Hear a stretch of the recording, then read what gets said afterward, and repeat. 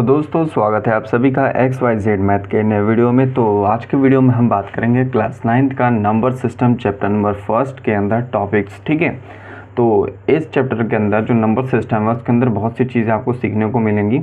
एक एक करके हम सारी चीज़ों को काफ़ी डिटेल में आपको बताएंगे। ठीक है, तो आज हम बताएंगे नंबर सिस्टम के अंदर रैशनल नंबर। ठीक है, तो यहाँ पर आप देख सकते हो रैशनल नंबर को हम डिस्कस करेंगे काफ़ी डिटेल में। ठीक है, तो देखिए सबसे पहले मैं आपको डिफिनीशन समझाऊंगा हिंदी में, इंग्लिश में, उसके बाद एग्जांपल भी दूंगा।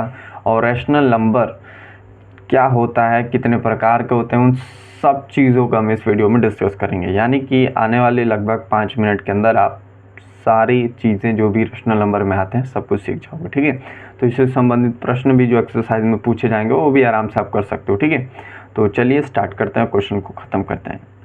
सबसे पहले डेफिनेशन पढ़ लेते हैं।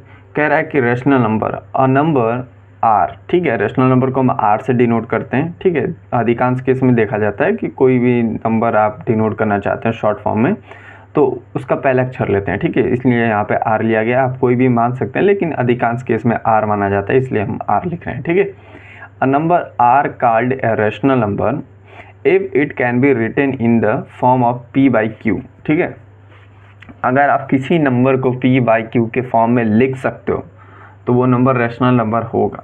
वेयर p एंड q क्या होना चाहिए, इंटीजर होना चाहिए। ठीक है, अभी इंटीजर क्या होता है वो भी बताऊंगा।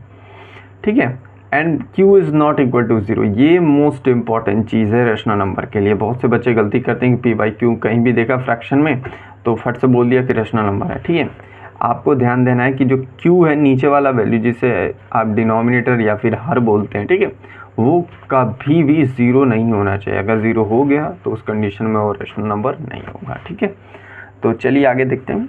एग्जाम्पल भी कराऊंगा, सबसे पहले देख लेता हूँ। चलो एग्जाम्पल भी पहले कर लेते हैं। अब यहाँ पे देखो, अगर मैं यहाँ पे 2 लिखूँ, ठीक है,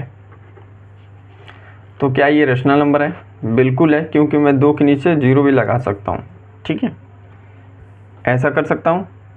आप कहोगे नहीं कर सकते, क्यों? क्योंकि हमने डेफिनेशन में ही पढ़ा है q is equal to not 0। ठीक है, यहाँ पे आप p बाई क्यू लिख सकते हो ना, ये तो q is equal to not 0। ठीक है, तो ये आपका रैशनल नंबर नहीं हो जाएगा। ठीक है, लेकिन अगर केवल 2 लिखूँ तो ये रैशनल नंबर है। क्यों? क्योंकि किसी भी संख्या के नीचे आप 1 लगा सकते हो। ठीक है, तो ये चीज़ क्या है, रैशनल है, क्योंकि यहाँ पे q जो है 0 नहीं है, 1 है। ठीक है, अब आपसे पूछ दे क्या कि 1 2 3 4 5 6 ये जितनी भी संख्या आती है क्या ये रैशनल होती हैं? बिल्कुल रैशनल होती हैं, क्योंकि इन संख्याओं के नीचे हम 1 लिख सकते हैं। ठीक है, अब 1 लिखने का मतलब क्या है, देखो 3 को एक भाग में लिखना है। क्या मतलब क्या है, पूरा संख्या है। ठीक है, तो आप इसको ब्रेक नहीं कर सकते हो, कर रहे हो, इसलिए हम यहाँ पर 1 लिख सकते हैं, कोई फ़र्क नहीं पड़ता। ठीक है, अब ये चीज़ आगे मैं आपको डिटेल में बताऊँगा, फिलहाल आप रैशनल नंबर पर फोकस कीजिए। ठीक है, तो हमने सीखा कि कोई भी संख्या 1 2 3 4 5 6, ठीक है, वो सब क्या होती है, रैशनल नंबर होती है।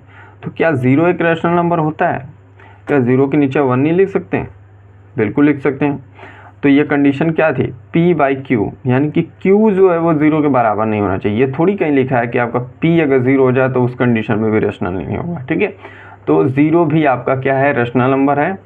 आई होप आप समझ पा रहे होंगे, 0 भी रैशनल नंबर है, 1 2 3 4 ये सारी संख्याएं भी क्या है, रैशनल नंबर है। ठीक है, अब देखो एक और नंबर के बारे में बात कर लेते हैं। तो यहाँ पे मान लीजिए -25, क्या ये रैशनल है? आप कहोगे बिल्कुल रैशनल है, क्योंकि इसके नीचे हम 1 मान सकते हैं। और हमने पढ़ा कि q बस 0 नहीं आना चाहिए, तो यहाँ पे तो q तो 0 है ही नहीं, तो इस कंडीशन में ये भी क्या हो जाएगा, रैशनल नंबर हो जाएगा। ठीक है, तो और भी चीज़ें हमने सीखी कि 0 भी रैशनल, और जो पॉजिटिव नंबर्स हैं वो भी रैशनल, नेगेटिव नंबर्स हैं वो भी रैशनल। ठीक है, अब देखिए फ्रैक्शन की बात कर लेते हैं। जैसे कि 3 बाई 2, क्या ये रैशनल है? बिल्कुल रैशनल है, क्योंकि यहाँ पे तो दिख ही रहा है ना p बाई क्यू सीधा सीधा, और q is not equal to 0 लिख रहा है। या फिर 2 बाई 3 भी कर लो। ठीक है, तो मतलब सारे फ्रैक्शन भी आपके माने जाएंगे कि रैशनल है, लेकिन कंडीशन यहाँ पे है कि जो आपका q है वो नॉट इक्वल टू 0 होने चाहिए। अब फ्रैक्शन कोई भी हो सकता है। ठीक है, प्रॉपर इनप्रॉपर मिक्स उससे फ़र्क नहीं पड़ता। ठीक है, अगली चीज़ हम देखेंगे। अब देखिए यहाँ पे बच्चे कंफ्यूज होते हैं जो आपका ये रूट में होता है। ठीक है, मान लीजिए कि ये आपका 49 है, इसको सॉल्व कर सकते हैं। बिल्कुल, ये 7 वैल्यू आएगी। क्या है आपका 7 रैशनल है? आप कहोगे बिल्कुल, हमने अभी देखा ये रैशनल नंबर है। ठीक है, तो जब भी रूट आपका सॉल्व हो जाए तो उस कंडीशन में वो रैशनल नंबर होता है, ठीक है। अब मान लीजिए कि रूट सॉल्व भी ना हो, जैसे कि √2 ले लेते हैं हम, ठीक है। क्या √2 आपका रैशनल है? अब इसको सॉल्व करोगे तो पॉइंट्स में नंबर जाएंगे ना, ठीक है। तो इस कंडीशन में ये क्या हो जाएगा? इरेशनल, ठीक है। आगे देखते हैं।